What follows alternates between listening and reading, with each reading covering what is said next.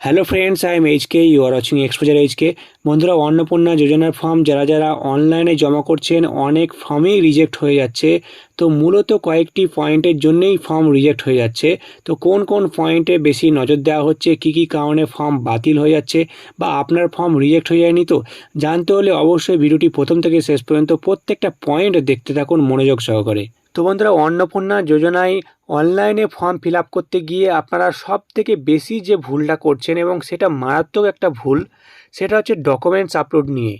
সেটা আপনার আধার কার্ড হোক কিংবা ভোটার কার্ড, যে কোনো ডকুমেন্টস আপলোডের জন্য এখানে কিন্তু বলে দেওয়া হয়েছে যে 50 কেবি থেকে 200 কেবির মধ্যে কিন্তু এই ডকুমেন্টস আপনাকে আপলোড করতে হবে। এবার আপনি যখন ফোন থেকে নর্মালি একটা কোনো ফটো তুলছেন তখন সেটার সাইজ কিন্তু নর্মালি সেটা 1 MB বা 2 MB বা 5 MB বা হয়তো 10 MB হতে পারে। এবার সেটার সাইজ আপনারা এই 50 কেবি থেকে 200 কেবির করার চক্করে ফটো রিসাইজার দিয়ে যখন রিসাইজ করছেন তখন সেটাকে এতটাই কোয়ালিটি কমিয়ে দিচ্ছেন যে তার মধ্যে যে ডকুমেন্টসের যে নাম্বারগুলো রয়েছে বা যে নামগুলো রয়েছে সেগুলোই বোঝা যাচ্ছে না। অর্থাৎ ভোটার কার্ডের যে নাম্বার বা নাম বা আধার কার্ডের যে নাম্বার বা নাম, তো সেইগুলো কিন্তু বোঝাই যাচ্ছে না ক্লিয়ারভাবে, একদম ব্লার হয়ে যাচ্ছে ফটো রিসাইজ করতে গিয়ে। আর এটার কারণে কিন্তু আপনার ফর্মটি রিজেক্ট হয়ে যাওয়ার চান্স সবথেকে বেশি। তাই জন্য আমি আপনাদেরকে বলবো যে আপনারা যখন ফটো রিসাইজ করছেন তখন কিন্তু অবশ্যই কোয়ালিটি ভালো রকমভাবে রেখে তারপরে আপনারা ফটোটি রিসাইজ করুন। তা না হলে কিন্তু আপনার ফর্মটা ক্যান্সেল হয়ে যেতে পারে। আর সঠিকভাবে কিভাবে আপনারা ফটো রিসাইজ করবেন, সাইজ কমাবেন কোয়ালিটি একই রেখে, তো সেই নিয়ে ভিডিও পেতে হলে অবশ্যই আপনারা কমেন্ট সেকশনে কমেন্ট করে জানান। আমি তাহলে আপনাদের জন্য আলাদাভাবে ভিডিও বানিয়ে দেবো। এরই মাঝে আপনাদের আরও একটা পয়েন্ট বলি। আপনারা হয়তো ভাবছেন যে আপনাদের 3টে বা তার থেকে বেশি পাকার ঘর যদি থাকে কিংবা আপনাদের জমি যদি থাকে তাহলে হয়তো আপনারা অন্নপূর্ণা যোজনার টাকা পাবেন না, কিন্তু এই ধারণা একদমই ভুল। আমি আপনাদেরকে বলবো আপনারা সঠিক তথ্য কিন্তু দিন এই ফর্মটি ফিল আপ করতে গিয়ে। আপনাদের পাকা ঘর যদি থেকে থাকে তাহলে আপনারা ইয়েসে টিকমার্ক দিন, আর যদি জমি থেকে থাকে তাহলে ইয়েসে টিকমার্ক দিয়ে আপনারা যতটুকু জমি রয়েছে সেটা কিন্তু পরিমাণটা আপনারা লিখে দিন। কোনো অসুবিধা হবে না আপনাদের টাকা পাওয়ার নিয়ে। তো এরপরে আর একটা যে ভুল আপনারা করছেন, আপনাদের স্বাস্থ্যসাথী কার্ড থাকা সত্ত্বেও আপনারা কিন্তু মেনশন করছেন না। কিভাবে মেনশন করবেন?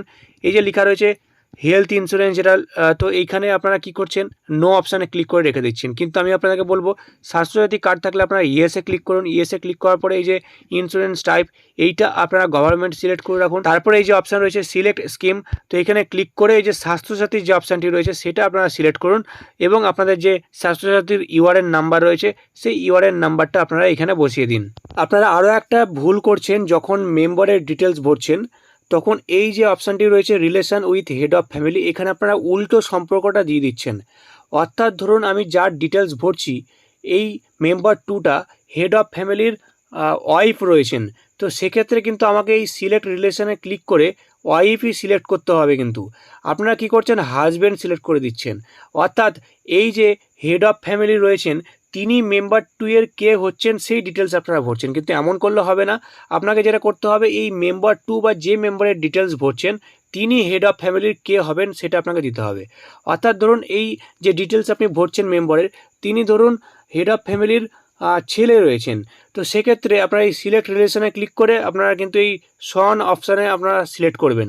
তা না হলে আপনারা কী করছেন, আপনারা ফাদার অপশানে সিলেক্ট করছেন। এরপরে আপনারা ফর্ম ফিল আপ করতে গিয়ে আরও একটা ভুল করছেন, সেটা হচ্ছে যিনি অন্নপূর্ণা যোজনার জন্য অ্যাপ্লাই করছেন যে মেম্বারটি, তো যখন এই অন্নপূর্ণা যোজনার পেজে আসছে তখন আপনারা এই যে দেখতে পাচ্ছেন রিসিভিং গভর্নমেন্ট স্কিমস বেনিফিট ভায়া ডিবিটি, তো আপনারা যদি আগে লক্ষ্মীর ভাণ্ডার প্রকল্পের টাকা পেয়ে থাকেন তবুও কিন্তু আপনারা এই নো অপশান সিলেক্ট করে রেখে দিচ্ছেন, কিন্তু একদমই করবেন না। আপনারা যদি লক্ষ্মীর ভাণ্ডার প্রকল্পের টাকা আগে পেতেন তো সেক্ষেত্রে আপনারা এখান থেকে নো চেঞ্জ করে আপনারা ইয়েসে ক্লিক করুন। তারপরে আপনারা কিন্তু এই যে টাইপ করার জায়গা রয়েছে এইখানে আপনারা লক্ষ্মীর ভাণ্ডার লিখে রেখে দিন। তো এরপরে ডান দিকে একটা অপশান দেখতে পাচ্ছেন অন টু ওপ্ট আউট, তো আপনারা কিন্তু এটা নিয়ে অনেক কনফিউজড রয়েছেন। অনেকে ভাবছেন এখানে নোতে সিলেক্ট করতে হবে, অনেকে ভাবছেন ইয়েসে সিলেক্ট করতে হবে। তো আমি আপনাদেরকে বলবো নো এবং ইয়েস যে কোনো একটি আপনারা সিলেক্ট করে রেখে দিন, কোনো অসুবিধা হবে না। এটার অর্থ হচ্ছে আপনি এই লক্ষ্মীর ভাণ্ডার প্রকল্পটি কি প্রত্যাহার করতে চান, তো এক্ষেত্রে আপনি যদি ইয়েস অপশানে সিলেক্ট করে রেখে দেন তাহলেও কোনো অসুবিধা হবে না। তার কারণ আপনি তো অন্নপূর্ণা যোজনার জন্য অ্যাপ্লাই করছেনই। আবার যদি কেউ নো অপশানে সিলেক্ট করে রেখে দেন তাহলেও তার কোনো অসুবিধা হবে না। তার কারণ এমনিতেই তো 3 মাস পর লক্ষ্মীর ভাণ্ডার প্রকল্প বন্ধই হতে চলেছে পুরোপুরি। তাই কনফিউজড হওয়ার কোনো দরকার নেই। আপনারা ইয়েস কিংবা নো যে কোনো একটিতে সিলেক্ট করে রেখে দিতে পারেন। তবে আমি বলবো আপনারা নোতেই সিলেক্ট করে রেখে দিন, কোনো অসুবিধা হবে না। তো এরপরে আরও একটা বড় ভুল যেটা আপনারা সবথেকে বেশি করছেন, সেটা হচ্ছে ধরুন একটা ফ্যামিলিতে স্বামী, স্ত্রী এবং একটা বাচ্চা রয়েছেন। তো সেক্ষেত্রে ফর্মটি ফিল আপ করার সময় আপনারা স্বামী এবং স্ত্রীর ডিটেলস তো ভরে দিলেন, তারপরে মেম্বার 3তে যখন বাচ্চাটির ডিটেলস ভরছেন তখন কিন্তু আপনারা আর এই অ্যাডাল্ট অপশানটি থেকে চাইল্ড অপশানে সিলেক্ট করছেন না, অনেক ক্ষেত্রে ভুলে যাচ্ছেন।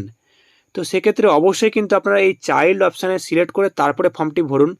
তার কারণ 18 বছরের নিচে হলে কিন্তু অবশ্যই আপনাকে এই চাইল্ড অপশানে সিলেক্ট করেই ফর্মটি ফিল আপ করতে হবে। তার কারণ অনেক অপশান কিন্তু চেঞ্জ হয়ে যাবে চাইল্ড অপশানে সিলেক্ট করা থাকলে। তাই অবশ্যই এই ভুলটি আপনারা করবেন না। এরপরে আরও একটা কনফিউশন আপনাদের মধ্যে অনেকেরই থেকে যাচ্ছে।